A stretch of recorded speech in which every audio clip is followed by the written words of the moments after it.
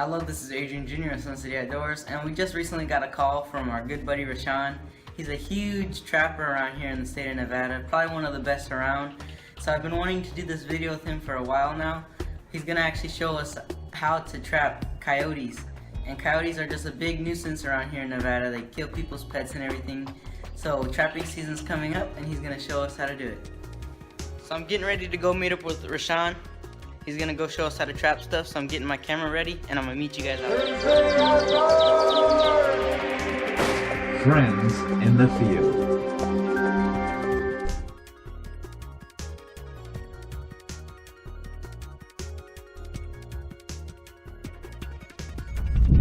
So we made it out here. We hooked up with Rashawn. We're gonna see what he wants us to do. Right now he's looking for tracks. What you want to look for is a critter sign, either signs of prey, rabbits, chipmunks, quail, things that the predators feed off of, or your predators that you're actually trying to trap. The sets that we will do today are good to catch foxes, coyotes, and bobcats. So right now we're just out here trying to look for some signs. The canine tracks always come to a point at the very front, and bobcat tracks are always circular, but pretty much everything looks circular. I can't believe there's that many bobcats running around. Okay, this right here is a very good location because it's got a kind of a natural boxy deal already built in. You want to get your animal to come into a certain area and not have a lot of room, so it kind of forces himself to step into your set.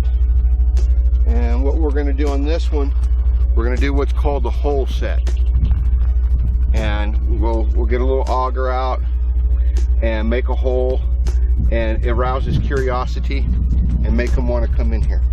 So we'll get set up here to do that. Okay, Adrian, there's two different types of traps that trappers use. This is what's called a double long spring. This is your traditional trap.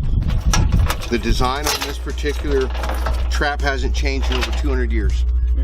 This is just like the old trappers back in the 16th century used when they came here. These are your springs. This one's a little rusted, as you can tell.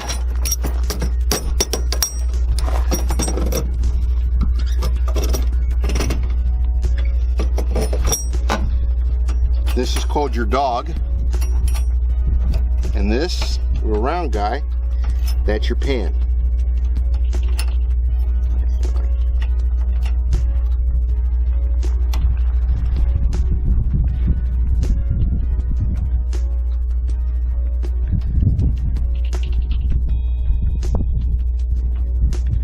Okay. And then you see how the jaws went down a little bit? Yeah. And then you build up that's a little stand that you put them in. And this right here, this trap is called a coil spring. And on the coil springs, you either have a 2-coil like this one, or there'll be another set of springs here that will make it a 4-coil. This is a size 1.5. These are my favorite traps to use. And the thing I like about these are very easy to conceal. As you can tell, it's a lot smaller than this. Yeah. Okay, and predators like coyotes are very intelligent. So this is a lot easier to hide than this. And this is also a lot nicer to set because you don't have to deal with the big springs.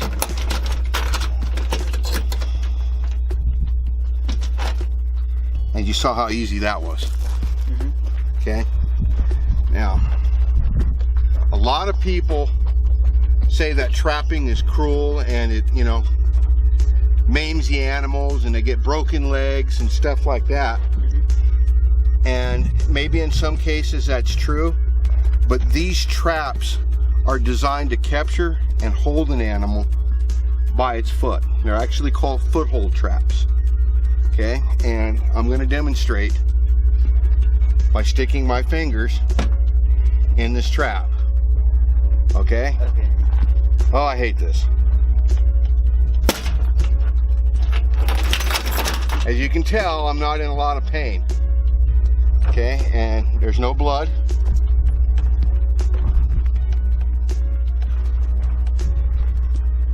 Just slight discomfort. Yeah. And annoyance. Now, You want to try it? being in the outdoors, a lot of hunters like myself have dogs. Dogs get caught in traps all the time. So it's very important you know how to release an animal, or myself, out of a trap. Melissa, could you come over here, please?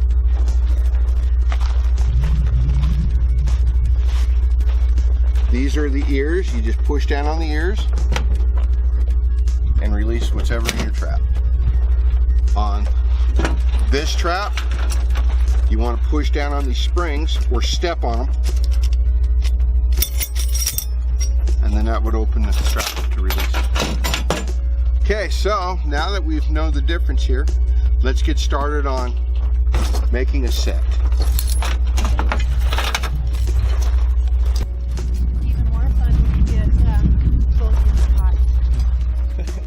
So the first thing you do when you find a nice choke point is you auger out a hole to look like a little critter hole.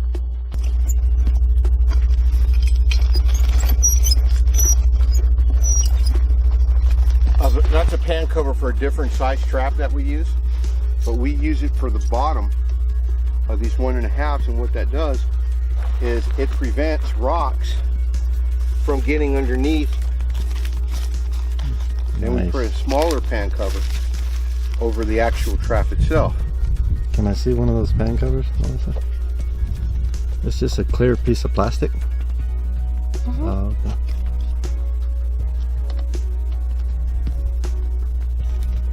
Now, when you do this, you got to watch your fingers.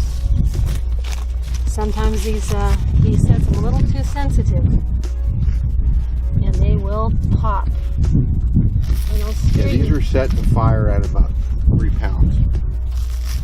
The softer the sand, the better. Because let me tell you, when that thing pops, let me tell you the truth, that outer layer of sand is what counts the most. Because that's your camouflage. You don't want to get it too heavy, because then when the trap closes, you can actually get a layer of sand in there, and that too will be, it's just like getting a rock wedged in there, and you can lose your critter. See the trap disappear?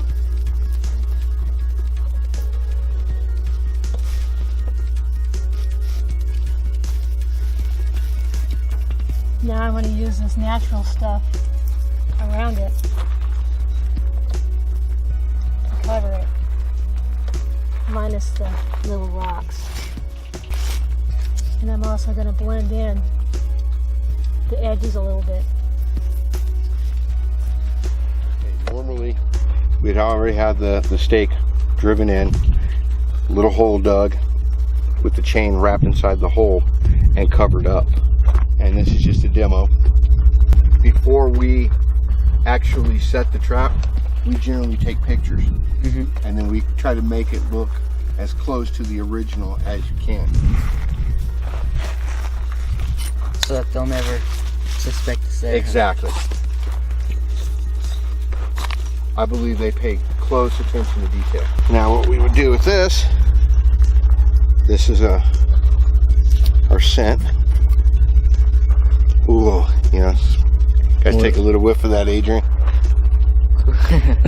What is it? This is called Fox Hollow GH2. This is one of my favorite scents. That never gets old to me. Yeah, that's mild compared to some of the stuff we use. Stuff But is strong. Oh yeah. Camera. And what we do is we kind of just soak a stick with that. There you go, Melissa. And then you put that in, well, it's making my eyes water. Then you just put that down in your little hole.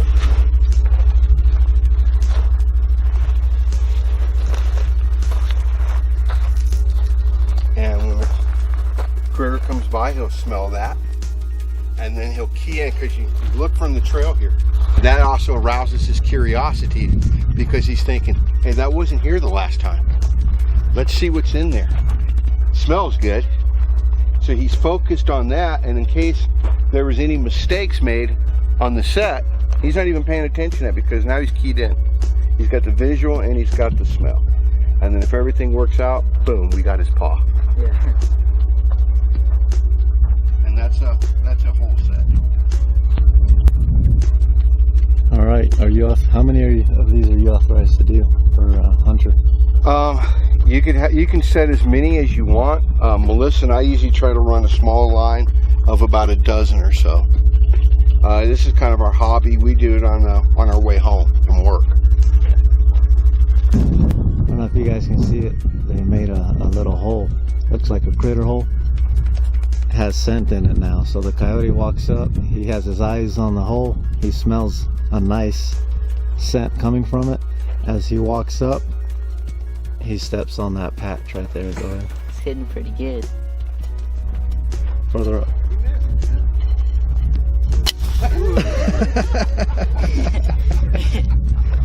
That's pretty good. Wow, that thing was invisible. That's Yeah. awesome. And it doesn't harm them. In case you catch a dog or anything else, it doesn't harm them. It just holds them until they come check the trap. How often do you guys check them? We check our traps every other day. Every other day? Okay. Pretty cool. It was hidden really good. I couldn't see it. Okay, why don't we have him do it? I think it'd be perfect for you to have him walk them all through it. Oh, you're the trap setter. No, sorry. Melissa. This is a learning channel, okay? Okay. So you kind of get an idea in your pan cover. So you kind of get an idea of the depression that you're gonna. You're gonna have to dig a hole later. Yeah. So about the size of that, right? Actually, maybe a little bit bigger, and you want to keep your soft sand kind of piled up because you're going to use that to cover your trap. Okay.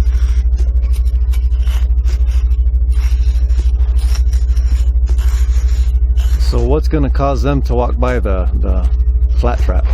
Okay, well, because I'm kind of standing. A lot of times, your predators. This is an area you got two washers come together. Yeah. Bobcat might want to come around these bushes right here, drop into this bush and use it for cover and stop for a second before he continues down the wash. Coyote or fox would also trot down this way right here. The animals like to hug the sides of the washes for protection, camouflage. Mm-hmm. Okay, so you also got an area here where your wind is circulating a little bit. So your scent's also going to circulate right in this area. So little are they going to realize that there's a flat set there. Now, flat set is kind of a hard set because you don't have a hole, you don't have a real visual attraction, so it has to look as natural as possible. But that's also the beauty of it. Yeah. Because if it looks good, they're not suspecting, and they will actually let their guard down a little bit. So let's see if we can get this one to look perfect. Now, Adrian, you want your base to be also sturdy because you don't want any give whatsoever, because if an animal hits the outside of that and he feels that, he ain't gonna put his weight on it. And predators are very light on their feet. Here you go. Do that with your hand.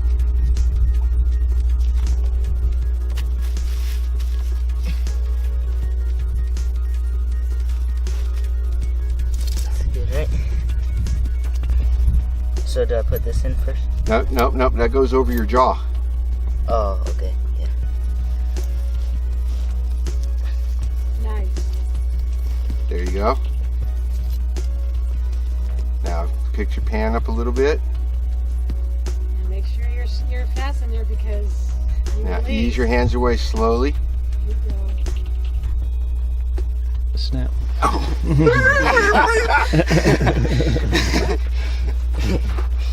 Okay, that's actually not too bad. Now, have you decided where you're going to put your stake? Because that's very important. So would it come over here? That's where I'd put it. And technically, you always want to pound your stake in before you set your trap, because the vibration Can actually set the trap off. will come through the chain and set your trap off, and again, scared you. Yeah. So over here. And dig a hole. Yep, just dig a little trench and a hole there. Put Use your chain in. tool. You got a tool right there. just brought the bare minimum today. Normally we have like a little GI shovel, and we have some other tools that we use.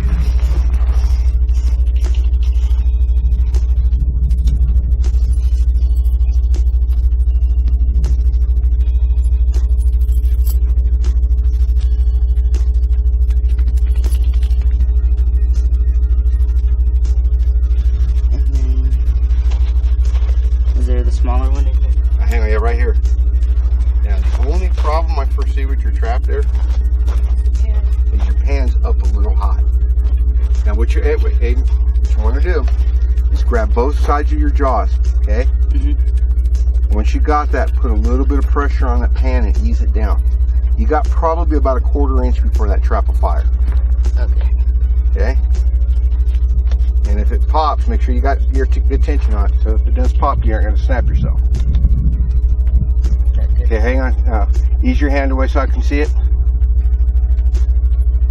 A little bit more, just a barely little bit, okay?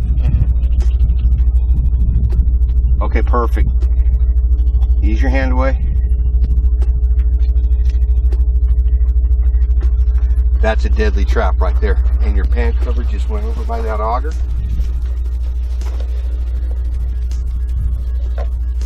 Okay, now you're going to want to start easing your sand on top of your and around your trap, just like that.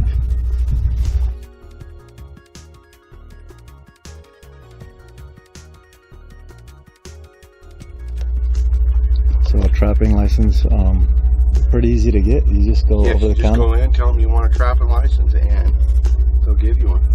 Okay. You're getting your hands a little too close to that trap. Make sure you don't have any larger rocks in that dirt you're sprinkling on top. They will definitely set it off.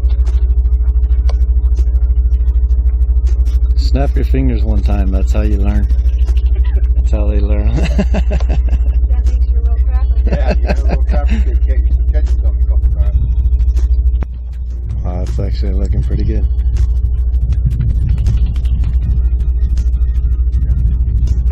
There it is. So for this flat trap, you still would bait it? We're going to use some sand. And also, on a flat set like this, I would put bobcat yarn on the bush itself, because coyotes and bobcats will be very curious about that, and they're going to want to snip in that bush a lot more. Thanks. Oh, good stuff. Here we go. And put that right underneath, behind your trap, but at the base of that bush right there. Right there. You got to take a whiff of that before you set it down. Make sure it's still good. It's just a... Oh yeah, there you go. It's just a stick, right? Yeah. Put it down here, right? Yep, right there, the face of it. That's a good job. Good job. Looks like he may have just stole your job. Okay, one down, 20 to go. Yeah. It's a lot of work for one trap. All the guts and glands, and they put it in a blender. And then they blend it up, and then they stick it in bottles and they age it. And then they add some glycerin to it, which keeps it nice and soft and preserved. And, oh yeah, and essence of skunk. That's that mouth and watering smell that we get there. Oh, that does smell like skunk. Uh-huh. Yeah. That's old. You should smell it when it's fresh. When it's fresh, they have it packed in plastic containers wrapped in newspaper, that's in another plastic container wrapped in newspaper, that's in a plastic bag and in a giant box. And I usually have it delivered to the bait store. And Casey tells me, get your package now. That is a beautiful job. Oh yeah. One shot. Oh, see, you did such a good job, you missed it. Go forward. Yeah, that was pretty good. Go forward. That's awesome. It's more forward. No cheating. Right. There you go. Yay. And you did that yourself. Yes. All right. These are for you. Thank I you. want you to practice a lot. Okay. Okay. I don't want to see you calling your dad for help because you got both thumbs caught in the trap. like somebody we know did. Is that right, Rashawn? Yes. So here you go. And you're gonna need a sledgehammer. A little sledgehammer about yay big. Develop the more muscles because sometimes the dirt is not that soft. Okay. Okay? Thank you. All right. Bye, honey. And Bye. You have fun. Would you want to mix it though? Put both of them in one hole or no? We've done We've done that. 3 or 4 different kinds of baits depending upon what we're catching. Yeah. We mix it. You got to experiment. Yeah. And you gotta make sure you check your traps every other day because, like he said, coyotes, bobcats, and stuff like to come in and eat your work. Okay? Yeah. They will too. I was feeding a mountain lion foxes like crazy. Thank you guys. All right. Thank you, Rashawn. You're welcome. Thanks a lot. Thank you, Melissa. So I'm headed home now. Thanks to Melissa and Rashawn for showing us how to trap. I told you guys, there's some serious trappers. They know what they're doing. They're some of the best probably around anywhere. They just have all the equipment. They're successful every year. So they showed us, and hopefully they taught you guys something also. We're going to be trapping with them very soon. So thanks for watching, and I'll see you outdoors.